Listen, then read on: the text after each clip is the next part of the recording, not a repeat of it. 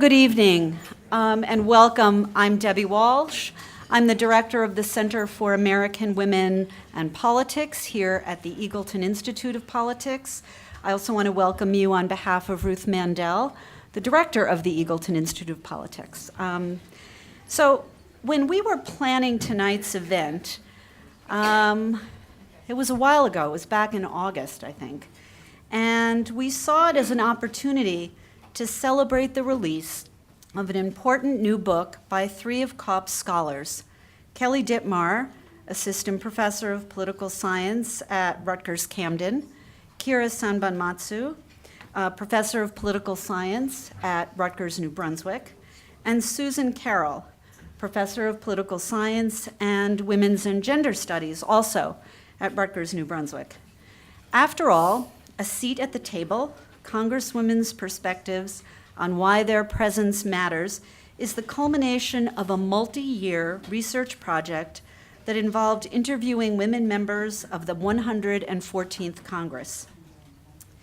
We were able to interview 83 of the 104 women members of the Senate and House, which has given us an unprecedented window onto the experiences of women serving in Congress. And that is a lot for us to feel good about. However, after the events of last week and this past weekend, it is hard to feel celebratory. I think we are all struggling with the feeling of helplessness and hopelessness as we confront the hate and violence that is permeating our nation. And as we all search for actions that we can take in response to this moment, I am reminded of our interview with Congresswoman Robin Kelly. Kelly represents a district that includes parts of Chicago, the U.S. city with the highest number of non-fatal shootings overall in 2015. So I just want to read a little piece of what she told us. Kelly described the strategies she employed to bring attention to the gun violence confronted by her constituents on a daily basis. She explained, "It's not just about the mass shootings, it's about the individuals." Kelly introduced H.R. 224 in 2015 to require the Surgeon General to submit to Congress an annual report on the effects of gun violence on public health. She also sought to bring the Democratic caucus's attention to gun violence that has been ignored, such as when she refused to stand during congressional moments of silence in honor of mass shootings since 2014. She told us, "I'm not going to do it anymore because we stand up, sit down, and do nothing," adding, "I'm not going to be a part of this charade." And so with those words by a woman who has a seat at the table, I'd like to turn the podium over to my colleagues to share some of their findings.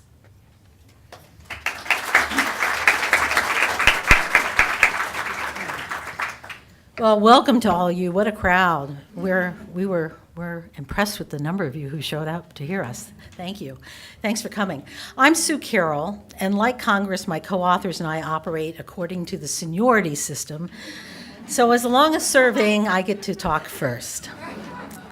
I'm going to describe the purpose of the study and its methodology, and then we'll turn to Kelly and Kira, who will discuss the findings. This first slide shows the increase in women serving in Congress over time, while also illustrating that we're still a long way from parity. The bar for the 114th Congress is highlighted red because this is the particular Congress that we studied.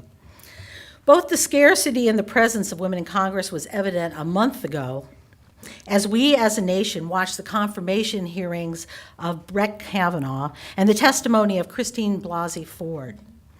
Back in 1991, when Anita Hill testified during the confirmation hearings for Clarence Thomas, she did so before an all-white male Judiciary Committee. There was not a single woman on the committee from either side of the aisle. Although 27 years have passed since Hill's testimony, the scarcity of women was very much evident during the Kavanaugh hearings, in that there still were no women among the 11 Republican members of the Judiciary Committee, leading, of course, to the decision that the Republicans made to hire an outside female prosecutor to ask the questions of Dr. Ford. Nevertheless, while the scarcity of women in Congress was on display during this hearing and the absence of women on the Republican side, so too was women's presence on display, with women constituting 4 of the 10 Democratic members of the committee, including the ranking Democratic member, Dianne Feinstein, who ironically was elected in the aftermath of the Hill-Thomas hearings during the so-called Year of the Woman back in 1992. Anyway, as all Americans who watched Dr. Ford's testimony could see firsthand, they could see firsthand what we see in this graph, really. We have made some progress in increasing the presence of women in Congress since the early 1990s, but we still have a long way to go. Some observers have speculated that we may be experiencing another Year of the Woman in 2018. And indeed, we do have a record number of women candidates in this year's general election, with 235 women running for the House and 22 seeking Senate seats. As you can see from this slide, a very large majority of these candidates are Democrats. We at COP tend to be cautious in our predictions. We're always the most cautious out there in the media. So I will just remind you that a large proportion of these candidates are challenging incumbents and will face an uphill battle. Consequently, we're probably more likely to end up seeing what I would call a notable increase rather than a really dramatic increase in the numbers of women in Congress, although I'm really hoping I'm wrong about this particular prediction. But while we won't know until after next week just how big the increase will be, we can say with some confidence that there will be more women serving in the new Congress when it convenes in January. So, what difference will the increased presence of women in Congress make? That's the question that we address in our book. And we address this question by examining what the women who serve in Congress have to say about why it matters to have them there, what motivates them to serve, and what their experiences have been in a male-dominated, predominantly white institution. Now, we can't and we don't try to judge objectively whether what the Congresswomen say is right or wrong, accurate or inaccurate. Rather, our objective in this book is to present their perspectives on why they're there, how they perceive their jobs, what they see as their contributions, and why they think it is important to have more women join them in Congress. I'm going to get a drink because it's hot in here.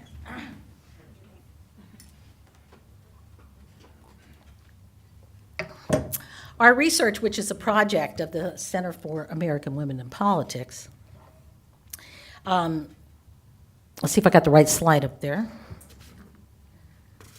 Our research, which is a project of the Center for American Women in Politics, funded by the Hunt Alternatives Fund, was conducted during the 114th Congress.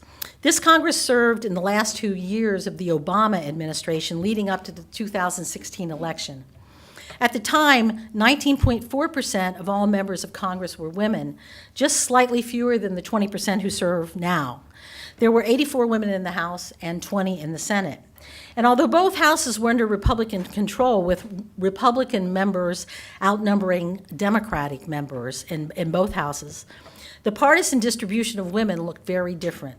Among women, Democrats actually outnumbered Republicans by a ratio of almost 3-1. Finally, 33 women of color served in this Congress, constituting almost 1/3 of all women members.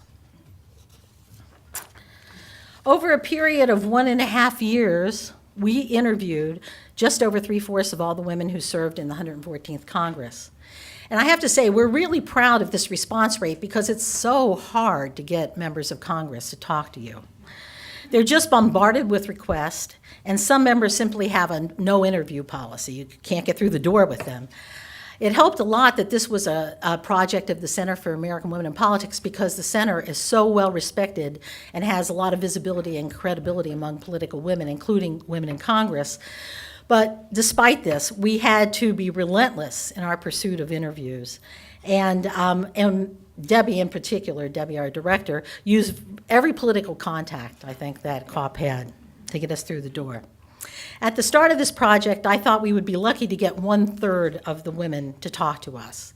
And then I thought, well, I'll be ecstatic if we get half of them. So with a response rate of 77%, It's really amazing. And this means that we have in this book unprecedented interview data with women members of Congress. Almost all of our interviews were conducted in person. Most were conducted in Capitol Hill offices. And they were conducted by the three of us who were co-authors of the book, along with COPS director, Debbie Walsh, and our graduate research assistant, who's also here. Kathy, can you wave? Kathy Weiniger. The interviews averaged 32 minutes in length. Almost all of, I'm going to stop here, actually, and turn this over to my colleague, Kelly Dittmar, who will begin to discuss our findings. But as I do so, on behalf of all three of the co-authors, I just want to say thanks to the Hunt Alternatives Fund for funding this research, to Debbie Walsh for her support and participation in the project, and to all the other COP staff who helped in one way or another. I also want to acknowledge and thank the graduate students in my Gender, Race, and Representation seminar, some of whom are here, who read the unpublished manuscript and made some very helpful suggestions for revisions. The manuscript is better because of the contributions of all these people. And with that, I cede the remainder of my time to Kelly.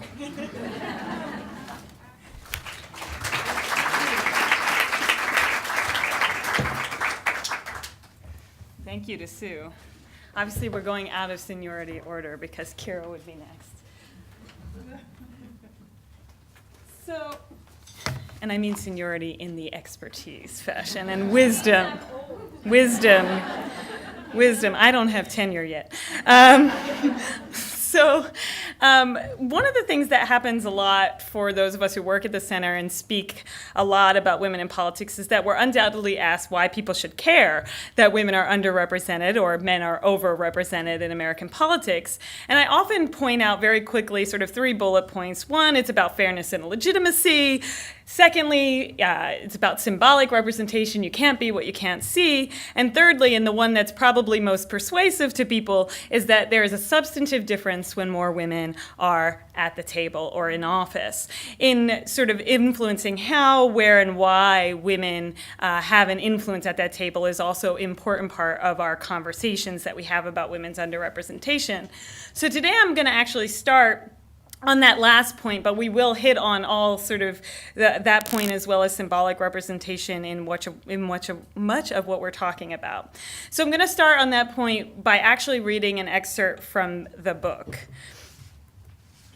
Representative Elizabeth Esty cited women's life experiences as explaining the diversity that women add to the policy agenda. Quote, women's life experiences have made them more attuned to understanding the importance of some issues which maybe didn't get emphasized as much, she told us. An example of one of those issues is online sexual harassment. Asked about what motivated her introduction of the 2015 Prioritizing Online Enforcement Act, a bill that would compel the Department of Justice to enforce laws prohibiting online violence against women, Representative Catherine Clark began her answer to us by noting, quote, I don't think any woman who has ever run for any office isn't a little familiar with online harassment. It was the harassment faced by one of her constituents, though, and the apparent lack of prioritization by the FBI that fueled Clark's continued work on this issue. When she introduced her bill on the House floor in June 2015, she argued, quote, it's not okay to say to women that this is just the way things are. And it's not okay to tell women to change their behavior, withhold their opinions, or stay off the internet altogether just to avoid severe threats. When we don't take these cases seriously, we send the clear message that when women express an opinion online, they are asking for it. This excerpt is one of many stories that women shared in the book about the ways in which their distinct lived experiences as women not only shape their policy perspectives, but also their priorities, the policy items that they add to and advocate for on congressional policy agendas. And so again, many of those experiences are rooted in their roles, their experience as women. We talked to many Congresswomen, for example, about the work they had done to advocate for improved policies to address the problems of sexual assault in both the military and in higher education, issues that were continually debated in the 114th Congress. In fact, it wasn't until the 113th Congress, when women's membership on the Armed Services Committee jumped from 1 to 7, that sexual assault in the military really became a major focus in both legislation and committee hearings that continued through the 114th Congress. The women on that committee, across party lines, were forceful in problematizing the issue, even though they disagreed on what the solution should be. When we asked Senator Gillibrand, a particular champion on this issue, whether men and women approach the issue of sexual harassment or sexual assault differently, she said yes, saying, "I think it's easier for a female member to imagine what it's like to be victimized, to be disbelieved, disregarded, and retaliated against. It's something they can imagine happening easier than many of our male colleagues who can't imagine ever being victimized or disbelieved or disregarded because they've never experienced that." Representative Annie Custer shared her own experience of being sexually assaulted as a college student on the House floor in the 114th Congress, standing up for Emily Doe, if you recall the story at Stanford, and advocating herself for the Campus Accountability and Safety Act in 2016. On another issue, abortion, women certainly don't share the same position, particularly across party lines. But they do perceive themselves as both the most passionate and the most credible on this issue, again, due to their capacity to understand the implications for women of legislating on reproduction or reproductive rights. Democrat Lois Capps, for example, explained to us why women are so active on reproductive rights issues, saying because it's our bodies. And we also know the burden of an unplanned pregnancy, either from our own experience or for those in our families or wider community. Diane Black, who was the primary sponsor of the Pain Capable Unborn Child Act, the 20-week abortion ban, offered a similar reason as Capps, albeit using it to a very different policy end, saying this is a very personal decision, a personal situation for women, and I think women feel that it is hard for men to put themselves in a position that they frankly can never be in. Importantly, and something that we emphasize throughout the book, however, is that women don't view their identities as singular or monolithic. They draw from multiple identities in the ways they perceive themselves as representatives. So first and foremost, they have a responsibility to their geographic constituencies. Just like their male counterparts, they represent a district or they represent a state, and that's where they get their votes. So they certainly represent that constituency. But they're also informed by their professional background. For example, many prosecutors or judges who are in Congress talk to us about their work on human trafficking because it was something that they had seen in doing their work, their professional work, before even being elected. And certainly, professional experience intersects with other identities like gender. For example, Arizona Representative Martha McSally pursued an administrative remedy once she found out and was particularly infuriated about the exclusion of women Air Force Service pilots, or WASPs, from burial at Arlington National Cemetery. She shared with us the ways in which the women who had come before her as pilots in the Air Force were role models and mentors to her. It made it especially personal for her. So joking about the importance of having women lead on this bill, she quipped to a supportive male colleague, quote, "I get to lead on this because I have ovaries and wings." And while those of us who study gender are sensitive to essentializing women's roles as caregivers, the private life responsibilities that women disproportionately bear were discussed commonly across women of different parties, chambers, and generations in our interviews. For Representative Kristi Noem, for example, being a mom was more central to her identity than being a woman, she explained to us, noting that even on issues like national security, her approach was influenced by being a mother who wants to keep her kids safe.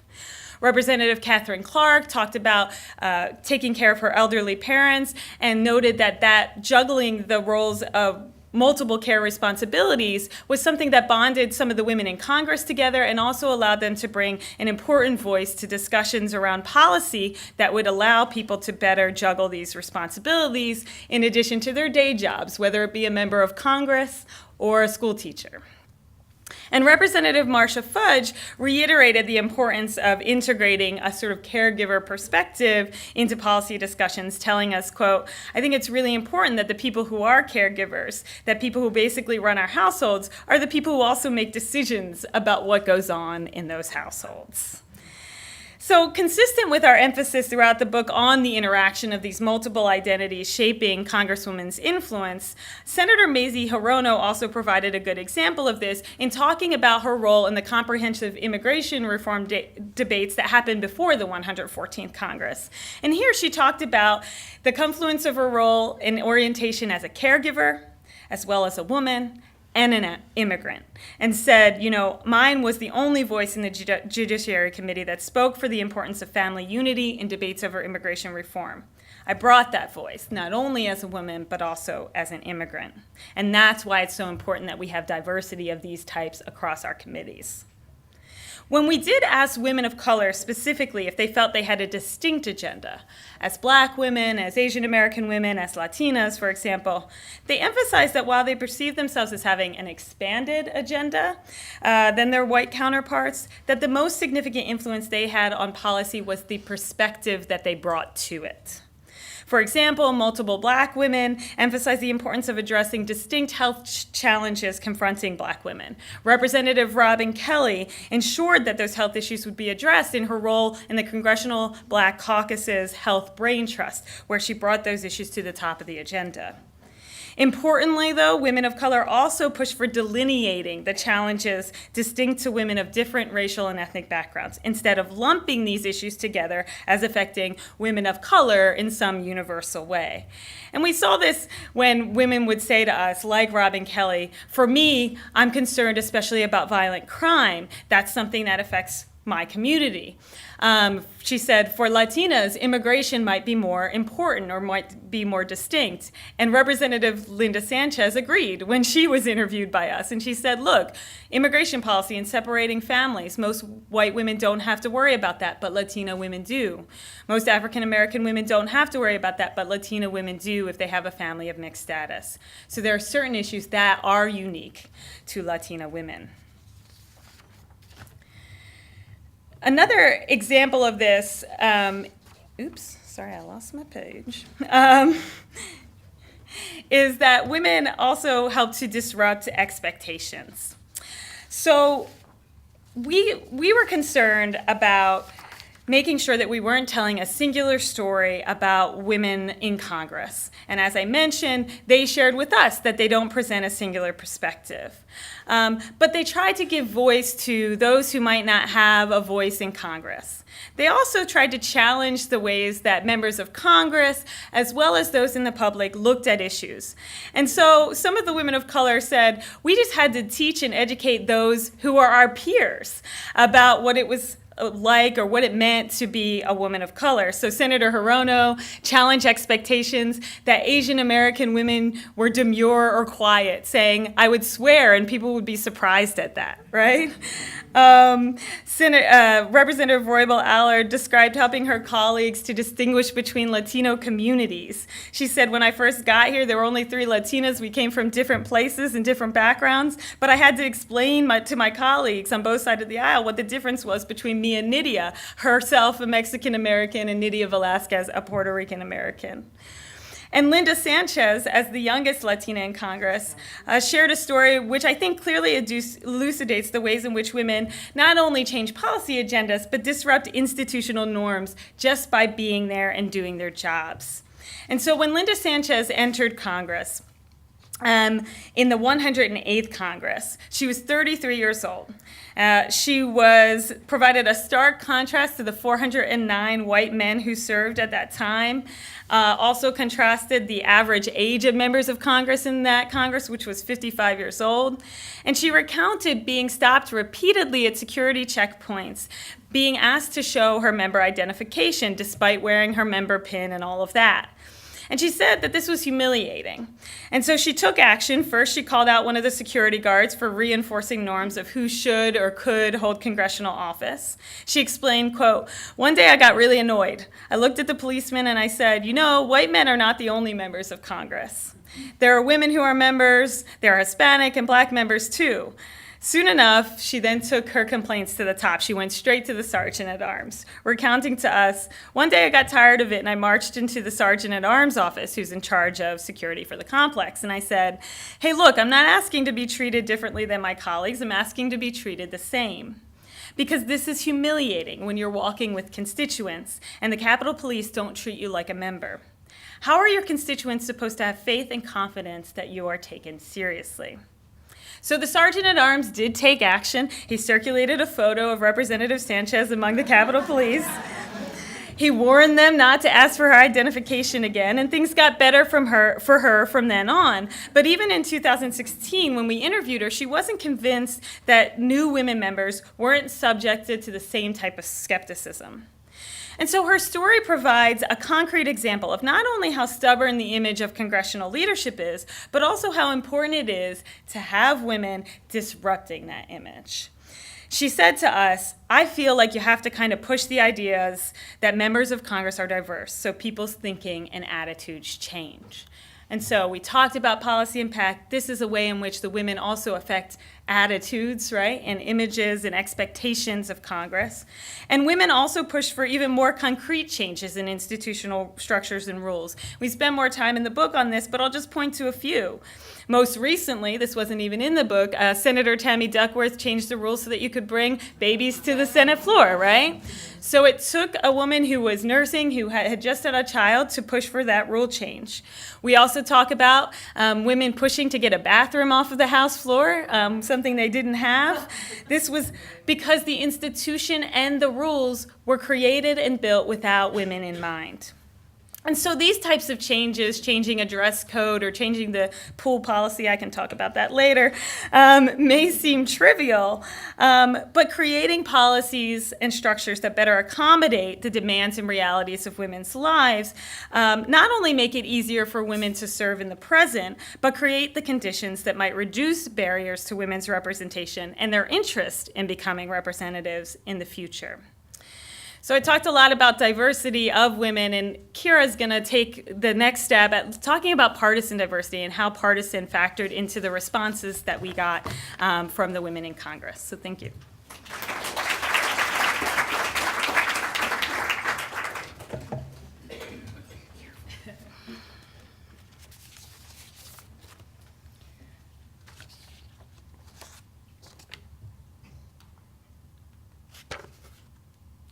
You just have to press that button. Great. Well, great to see everybody.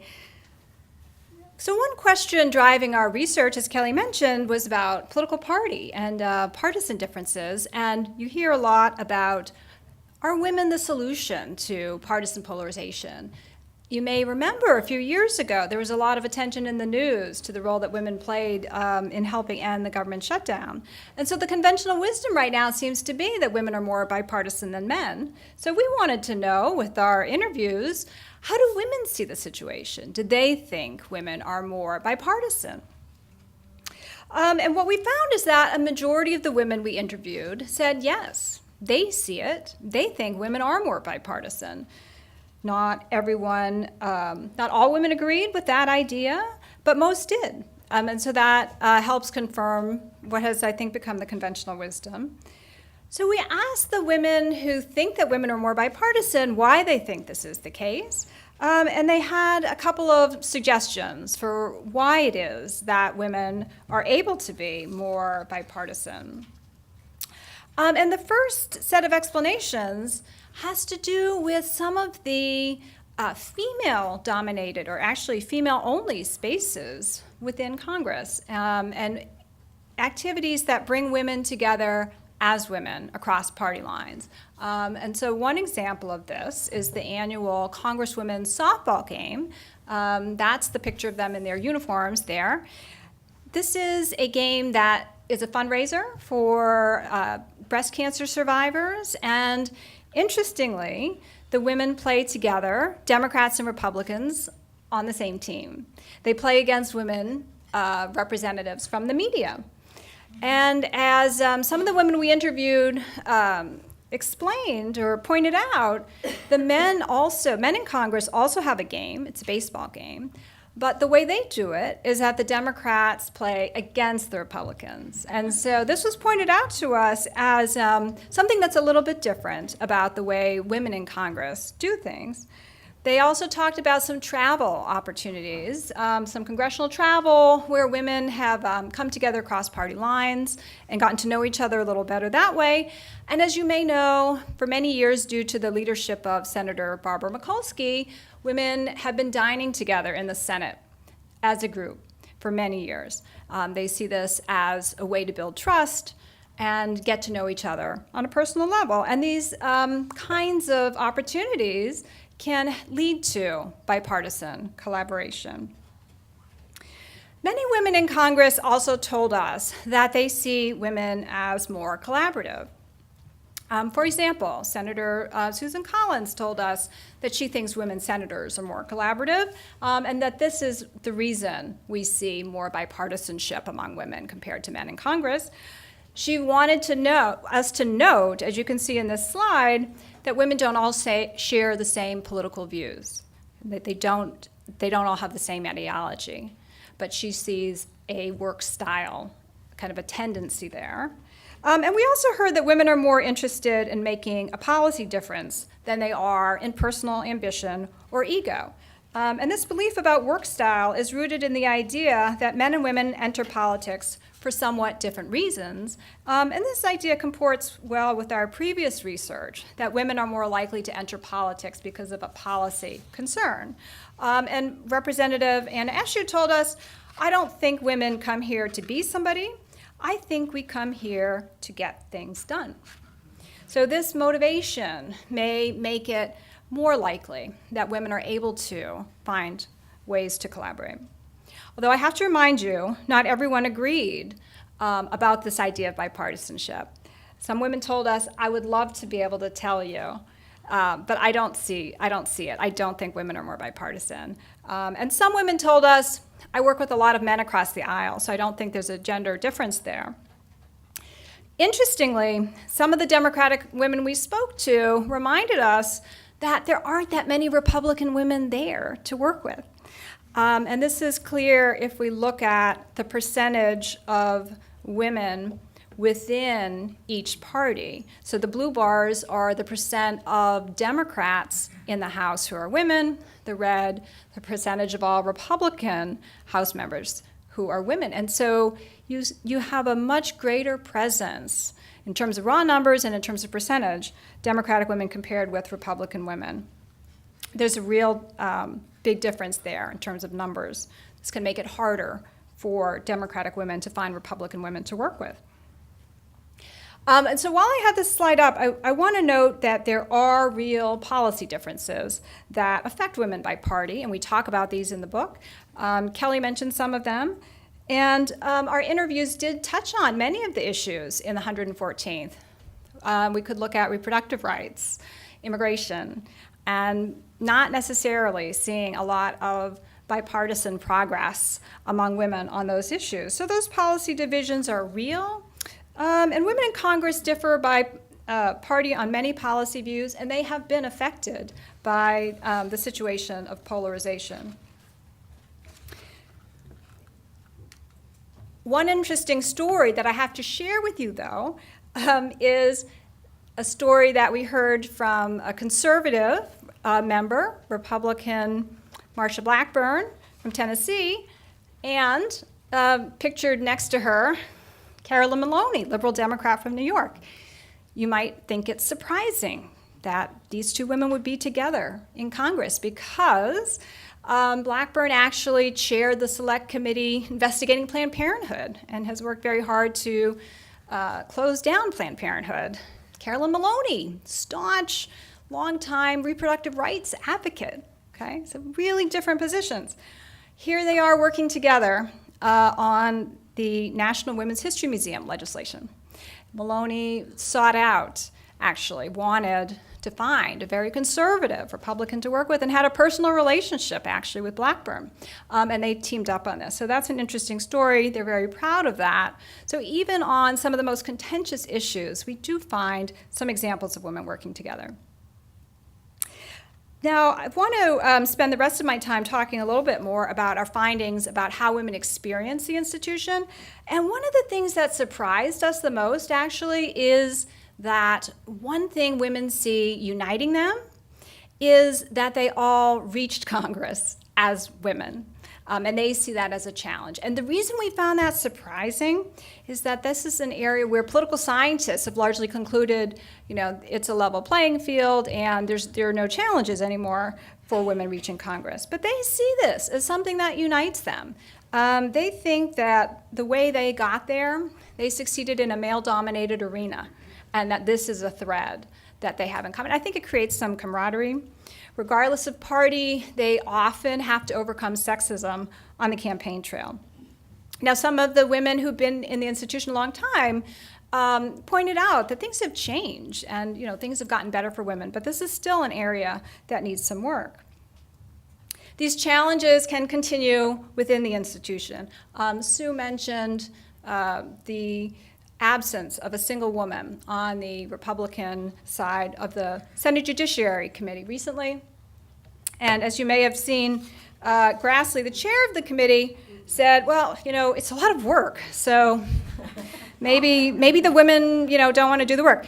He walked that comment back, as pretty short order. But that does speak to the challenges that women face when they enter the institution. Even the Senate. This Collins told us when we met with her that when a woman first enters the Senate, she kind of has to establish herself. And we heard from many women things like needing to work twice as hard, not being taken as seriously. And we have a quote from Representative Roybal Allard, who talked about the greater criticism that women might encounter within Congress. Some of the challenges could be gender-based, but also race-based. So Representative Karen Bass of California pointed out that the challenges she sees within the Democratic Party are more about race than about gender. Although in her comments, Representative Barbara Lee told us, as is revealed in this quote, I think women of color will call it like it is really fast if they are being messed over in the process. You know when you're being jerked around on something and you're not going to tolerate it. That's just our history. And so the women we spoke with who did talk about challenges were very clear to point out that they have been able to surmount those challenges and that they were able to overcome whatever obstacles that they might have encountered. Now, to be fair, we asked about, in our interviews, about both challenges and opportunities. And women in Congress do believe that they experience opportunities, unique opportunities, as women in the institution.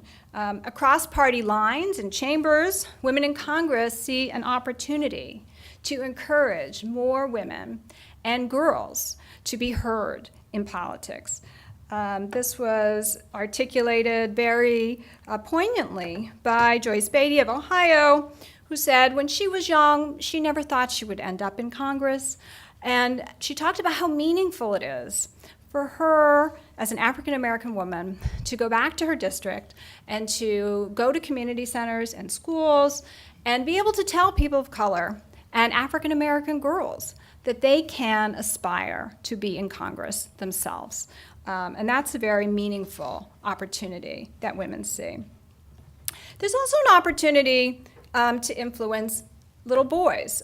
Susan Brooks of Indiana argued that we need to change boys' minds, not just girls' minds, about seeing women's and girls' leadership potential.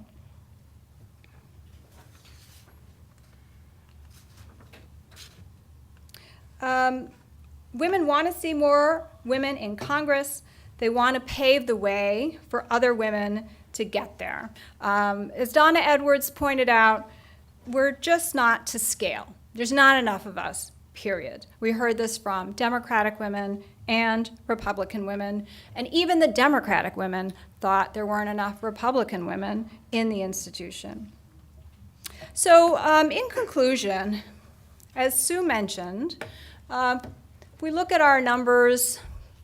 We have on the in the gray bar where we are right now with women in each chamber.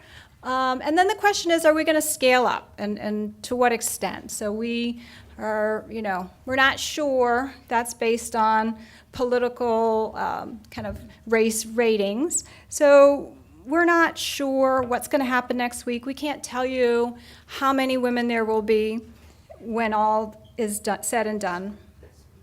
But what we can already tell you tonight is that come January, as women enter the new Congress, it will matter that women have a seat at the table.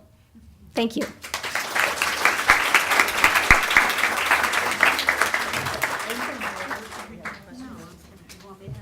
So we'll take some questions now. Yeah, you guys want to sit at the table? We're going to take a seat at the table. Yeah, go take a seat. We will take our seat. You want her to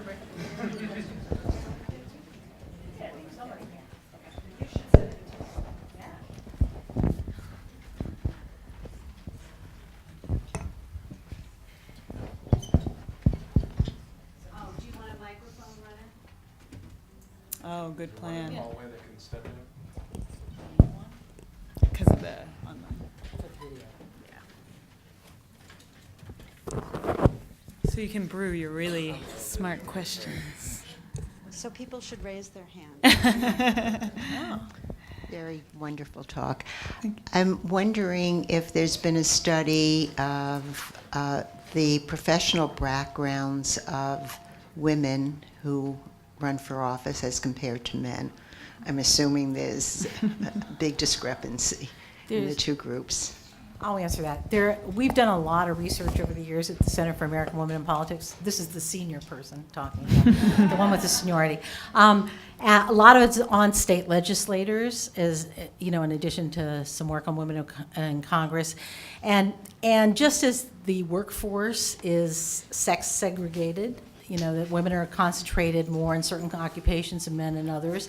You see a similar pattern among women public officials, or women who seek public office, and that women are more likely to come from occupations in healthcare and teaching than men are, and men are more likely to come from occupations in law, business, and to some extent farming, agriculture. So those things are changing over time. We thought when more women were going to law school, we might see a pretty dramatic change in terms of the proportion of women lawyers, but that's taking some time. The numbers are going up, but they're not going up as fast as they went up in law school, because women are now like half of law school students or more. So We have a question over here. So this who is this person? I'm Ruth Mandel, and this is just a very personal question. I'm struggling with this, and I'm not asking it the way you ask a question. Had a good program with colleagues I respect and admire, and I'm excited that you're doing this work. But I do want to hear what, and it could be each of you, what each of you will say to me about what Susan Collins did. Go ahead. We've never thought about this. I just want you to know. It's going to take us a while, I think. But this is on the record, right? Videoed. Well, I think I had the slide of Susan Collins telling us long before anyone had heard of Ford or Kavanaugh, that women might have a collaborative spirit, but they do not all agree ideologically. And, if you look at public opinion polls, there are real sharp partisan differences, even among women in the electorate. So I think, she articulated a little bit of what explains her position, I think. Yeah. And I would just add to that I think part of what we are trying to do in the book is argue that women are diverse. And so it may not mean that you we agree with, or feel like every woman represents every woman in this room, but that as you increase women's representation, you're also going to increase the diversity of that representation, even when it doesn't mean somebody, does what you feel they should do for women in that moment. Okay. Are you going to answer it, Sue? No, I have nothing to add. I promise not to say anything more than this, but because those are the answers that make sense and we respect and we've always given. But this is personal, as I said, what's driving me crazy is, but this wasn't an issue that they disagreed on. This was a deeply personal commitment she had. This was a position that she held. She was honored by Planned Parenthood and other organizations, right? So to me, this is party over principle. And I can't reconcile that. I can't figure that out because I want a woman to stand up and make, through a decision that she makes, make it okay that we're saying women make a difference. And for me, and I like her a lot, and she's been very good to us and our students and so forth, but to me, she missed that opportunity, and it's really hard for me to live with. I say you should focus on Heidi Heitkamp and Lisa Murkowski, both of whom, made Both of whom also made took really difficult principled decisions. Yeah. We've got some hands. Hi, I'm very impressed with approximately 1/3 of the women being black. And I'm wondering whether you looked at that, and when you did, might you have come to the conclusion that it's because of their strong role in the family? And also, they sound like they're more willing to tell it like it is and not act too feminine about it. Just say, this is what I believe, and don't roll over me. We wrote a piece when we first put out this research about the importance of women of color specifically, sort of to Kira's point about not taking the sort of crap that happens to them in Congress. And we pointed a little bit in there to the extent that they spoke about it. From my recollection, they didn't talk about it so much as a personal, their family experience, but that they're accustomed to being in institutions in which they are marginalized, in which their credibility is questioned.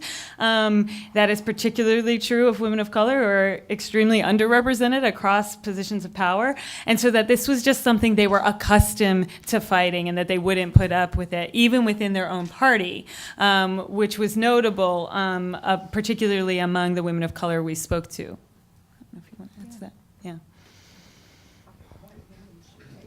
Take the lead. Yeah. I will say one other thing just on the numbers, that even in 2016, when women didn't make significant gains in Congress, the majority of newcomer women to Congress were women of color. And I think this year something else to watch for is the gains that we see, not just of women generally, but the diversity, particularly the racial and ethnic diversity of that pool of women that will come into Congress. And to your point, there are a lot of really positive outcomes of having that diversity of women in positions of power. Speaking about the bipartisan nature of women, did you collect information on how often women vote with the other party compared to how often men vote with the other party? Well, for this study, we were really interested in their own perceptions and what they see is happening. There has been other research that has assessed partisanship. And one of the findings that I think is particularly striking is that in a large study by 3 scholars looking longitudinally, that minority women were more effective at getting their legislation advanced than their male colleagues. Minority people in the minority party as opposed to the majority party. And so that, I think, buttresses some of the qualitative evidence here. I just add that there have been studies that have looked, at how women and men vote over time. Right now, Congress is just so partisan that most of the votes that end up being cast are just cast along partisan lines. So, I think the way that gender shows up, the influence of gender shows up, is not so much in final voting, because most people are now just going, voting the party line, and we see it time and time again in Congress, but rather in the kinds of things that we tried to talk about in this research, and the introduction of of different perspectives, the forwarding of different kinds of issues, the kinds of changes in terms of institutional norms that women are able to bring about. So not so much the voting, because the party pressures are just really extreme. This is the most polarized Congress that we've seen, certainly in my lifetime. And that's a long lifetime now. So that's, it's hard for anybody to. Gender's important, but party seems to trump all other kinds of considerations at the moment.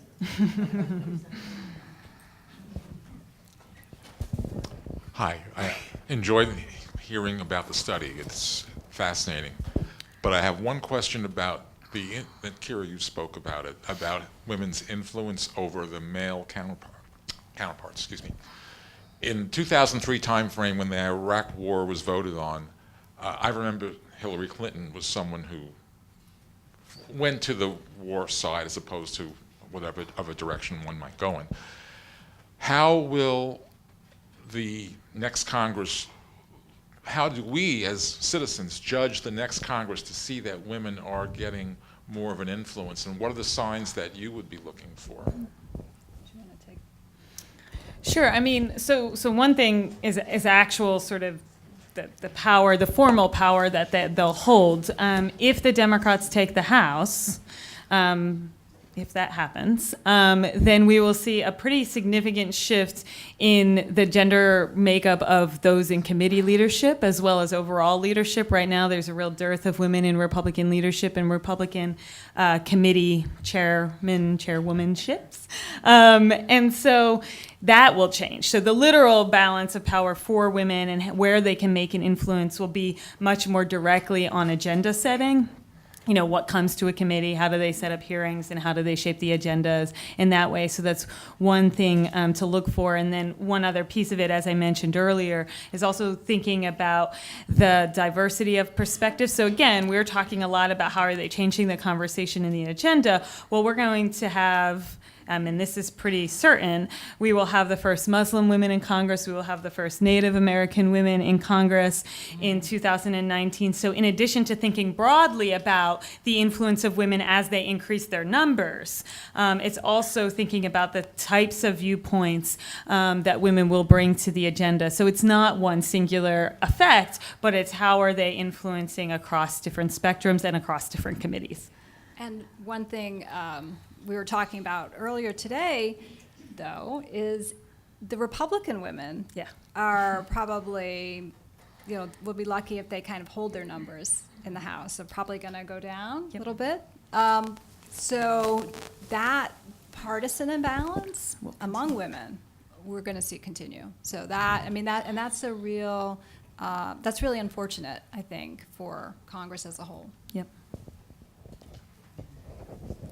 Thank you. I'm interested in who responded to your survey or to your request for interviews. Am I right in assuming, based on the slides that you showed, that a higher percentage of Democratic women responded to you than Republican women? And that's question one, and if so, why do you think that is? And number two, some of the heavy hitters, senators and other women in Congress, were not represented in your slides. They may be in your book. But if I'm right and they're not heavily represented here, why do you think that is? So I can tell you that we got a majority of women from both parties to participate. Collins was the only Republican woman senator we were able to interview. Yeah, of a small number. Yeah, I mean that was a small number. So our proportion is the same. And the response rate for Republican women was a little lower than the response rate for Democratic women. Now, there are also more Democratic women in Congress. So, when we talk about women in Congress, they're more Democratic than Republican. So that's partly why the voices. In terms of the heavy hitters, I guess we didn't have a quote here, but we got Pelosi. She's a pretty heavy hitter. And a lot of the women senators, Senator Democratic women, so Feinstein. they're in the Democratic book. side. So Yeah. you want to get your copy of the book. Murray. We'll sign Yeah. them out. Yeah, they didn't want to use it all up. Yeah, that's right. Holding some back. Okay. That's right.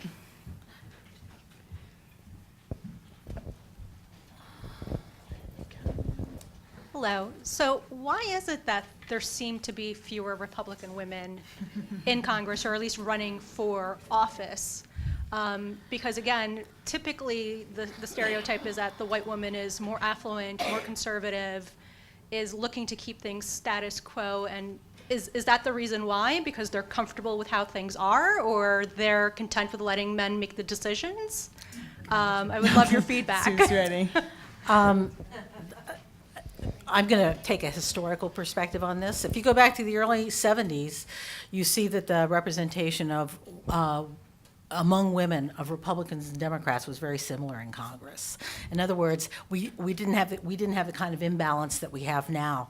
What's happened with the polarization of the political parties is that it has become, but a lot of, well, let me back up a second. A lot of the women who were in Congress and a lot of the women who ran for Congress were moderate Republicans. They weren't necessarily, because, and it makes sense if you think about it, because if people hold really conservative ideologies, often that part of that ideology includes fairly traditional gender roles. So conservative women have traditionally, I think it's changing, but traditionally been less likely to put themselves forward and go out and run for office. But what's happened is with the increased polarization of the parties and the influence of the conservative Republican base is that moderate Republican women simply have not been able to get through primaries. You cannot be, and a lot of the women historically, a number of the women in Congress historically, they used to have a bipartisan women's caucus. And a number of the Republican women were pro-choice. And they worked together, across party lines. But Republican women now, I mean, it's virtually impossible to be a Republican woman and be pro-choice. Christy Todd Whitman is an example. Look what's happened to her. Pro-choice Republican woman should have had an incredible future in the Republican Party nationally. Is being kind of locked out, I think, because, in large part, because of her position on choice. Because, she's pro-choice and clear about that.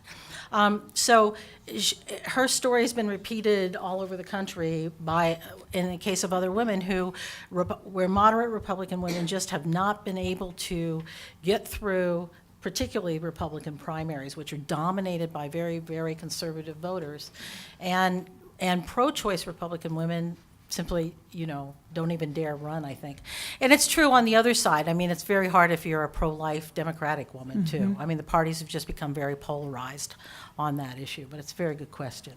And I would just add to that, there is, as you suggested in your question, there are different ideologies, and you see more infrastructure and funds on the left to elect women per se. And Emily's List is so important to helping elect those Democratic women. And so you don't see the same kind of financial resources aimed at Republican women per se. And we hear this from Republican women in politics. That They don't have the same resources that Democratic women have. And I would just sort of last point on that is what Kira's noting about ideological differences is also philosophical differences in the party about perceptions of quote-unquote identity politics. I think it makes it hard if you're a party that increasingly is saying we are not the party of identity politics to reconcile that with targeted recruitment, targeted fundraising on the basis of what they perceive as identity, which is gender, right? And the Democratic Party has made it more of their brand at this point, right? There is a political incentive for the Democratic Party, right? Some, maybe they do it out of the goodness of their heart, but there's also a political incentive for the Democratic Party to recruit and support women and minority candidates because they have made it part of their brand, and therefore they look more hypocritical. That has not been the same on the Republican side in terms of how much they've integrated it into their brand. Instead, the brand is, we vote for the best person regardless of this, regardless of whatever sort of identity you bring to the table. And so I do think there's also just that philosophical challenge. It makes it hard when we talk to Republican groups. We're a nonpartisan group trying to say, look, we need more Republican women if we want to get to parity. But there needs to be some recognition first that this is a problem and that we have a playing field that isn't level, and how do we level it? I am aware that these interviews took place over a period of time, but still, it's sort of a snapshot of more or less a moment. And I'm wondering if you think that if you were to redo this, a year or 2 or 3, whether there would be big differences not only in partisanship but also generationally, because it does seem like a lot of the younger women who are coming in are, for instance, hostile to Nancy Pelosi, or saying snide things about Dianne Feinstein being too old to run, or wanting something to be very different. Before my colleagues answer that question, I just want to acknowledge that Kathy Kleeman just retired from the Center for American Women in Politics very recently, and before she did, she helped us with editing and cleaning up these interviews. So thank you, Kathy Kleeman. She's like the world's greatest editor, if you ever need one. And Kathleen Rogers, though, has helped fill the void, because it's been a big void. I guess we would agree, I can't speak for you two. I would agree that we see this project as a moment in time. We are making arguments about what happened in the 114th Congress. What we know is that some of these women differ from each other within our study in terms of generation. So we see some generational differences in our interviews. We didn't really get into it in the presentation, but there are some differences where some of the younger women who ran knowing the polarized environment they were going to be entering, are more realistic about it, are more looking for small ways to make a difference in terms of legislation, and are trying to be practical. And some of the longer serving women, they're the ones who really had a lot of dissatisfaction because they remember a time when things were different and more got done. But I guess I would say, and the short answer is just yes, I think any set of women in a particular Congress, those women are different people from one Congress to another. But I think some of the themes that we found are kind of consistent over time. So I think it probably depends. I think there might be some interesting things to watch, quite honestly. We don't know. As we have not known much about politics in the last 2-3 years, with this particular group of women that are coming in, there's sort of 2 points that I think point to different directions you could see in terms of some of the findings that we found. One is that many of the women who are running, as we noted, are Democrats. Many are running very far to the left. So these are very, very progressive women who are, I think, going to come in and either struggle with how you compromise across party lines, or are going to just continue on that path, which makes it much less likely that they'll say, well, I want to work with Marsha Blackburn or whoever. So there's that line. At the same point, they have all run with, not all, they have almost entirely run with a sense of solidarity as women running in this cycle, right? We are, they have used it in their campaigns to a degree we have not seen before. They talk about it. They, in fact, help each other. The women candidates across the country are networking, mostly within their party, but there's still some sense of solidarity that is consistent with what we've seen with the women in Congress who said, look, it was hard to get here as women. That's a bond that brings us together. So while it may be less of the cross-party because of the nature of this election and where women are running, I think there are some strands in the women who might win this cycle that will continue some of the things we saw in our Congress, in the Congress that we studied. Do one more question? Sure. Mm-hmm. I was wondering if you got any sense of whether women, both in the Senate and Congress, feel that there is an undue influence by their party leaders in making decisions and voting?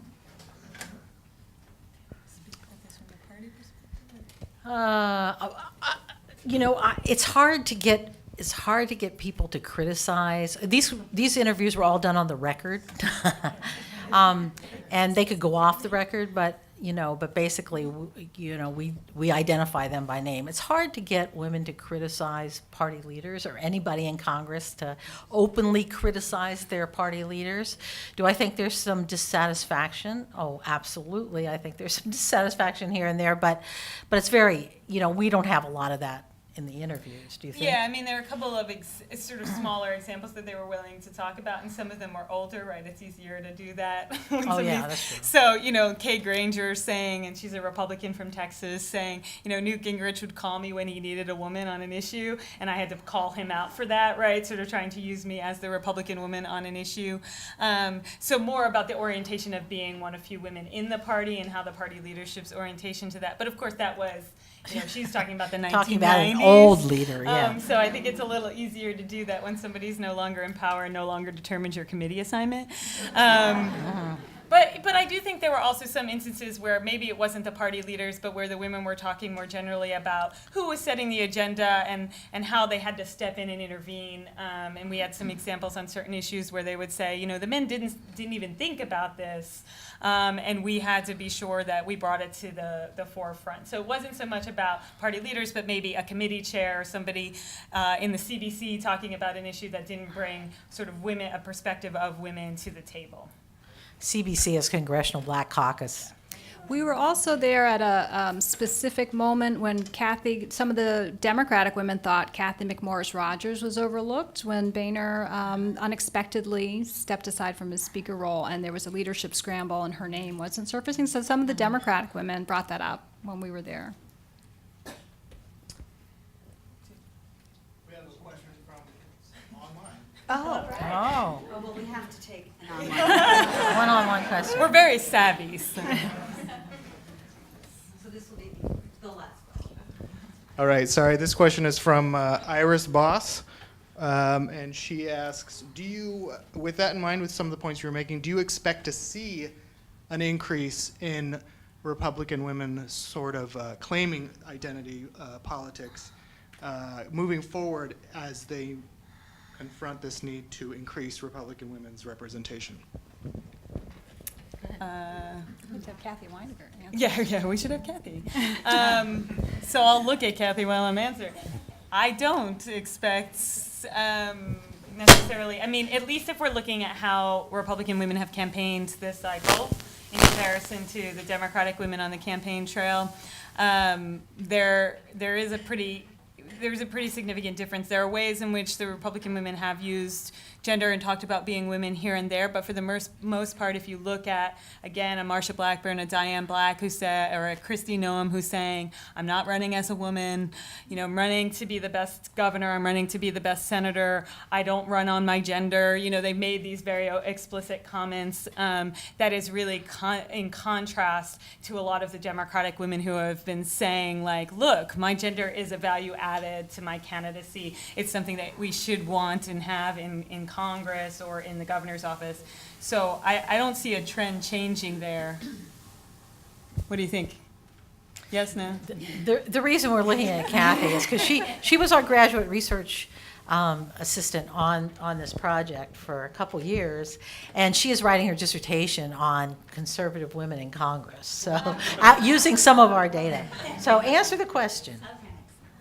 Come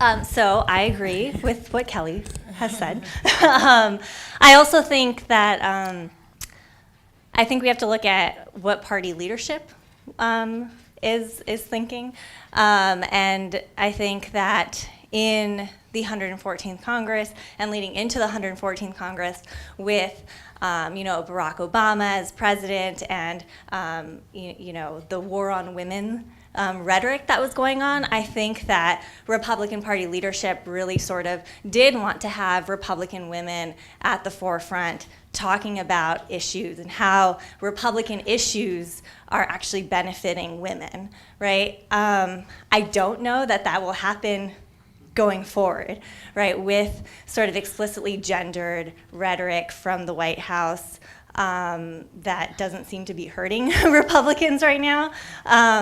So I agree with Kelly that I don't know that going forward we're going to really see Republican women embracing identity politics. So I think there is sort of still a tension there between Republicans rejecting identity politics, but still wanting to promote women in politics. So, yeah. Thank you. So I will add that we did see, though, at play during Susan Collins' speech on the floor, identity politics being used, because behind her, if you noticed, the Republican Party made sure that there were actually 3 women senators sitting behind her. That is not their usual spot, but they wanted to make sure that when she was up there talking, that it wasn't just her with like 3 white men sitting behind her. So they made sure that there were 3 Republican women senators standing behind her. So I get to end with that. So I want to thank Kelly, Kira, and Sue. They have done an extraordinary job leading this project, bringing it. This isn't even the end. They're working on a second book out of all of this research. So we'll be back here shortly, not too shortly, right? After the election.